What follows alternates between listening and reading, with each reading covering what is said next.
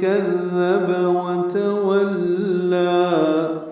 اس سورہ کا یہ تیسرا ارائیت آ رہا ہے. حمزہ را کو جلدی پڑھنا ہے، را پر پڑھنا ہے. حمزہ دو ہیں اس میں، پہلے الف کی شکل میں ہے، پھر حمزہ اپنی اصلی شکل میں ہے، ای میں یا لین ہے. یہ تا پر زبر ہے، جلدی پڑھیں گے. یا لین کو 1.5 حرکت لمبا کرتے ہیں. اور ارائیت ہے، اخفا ہے، پیچھے بھی ہم پڑھ چکے ہیں. آیت نمبر 11 میں بھی اخفا. وہاں پہ ان کانا تھا، یہاں پہ ان کذب ہے. نون ساکن کے بعد کاف آنے کی وجہ سے اخفا ہے. کاف دال نرمی سے پڑھیں گے. با کو جلدی پڑھنا ہے. وتولا، واو تا جلدی پڑھنا ہے. واو کو لام سے ملانا ہے.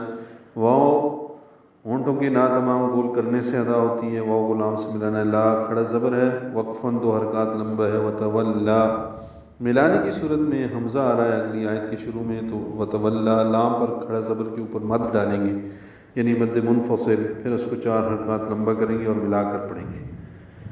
آپ بتائیں اگر وہ حق کی تکذیب کرے اور پیٹھ پھیرے. أَلَمْ يَعْلَمْ بِأَنَّ اللَّهَ يَرَى. حمزہ اقصی حلق سے ادا کریں گے.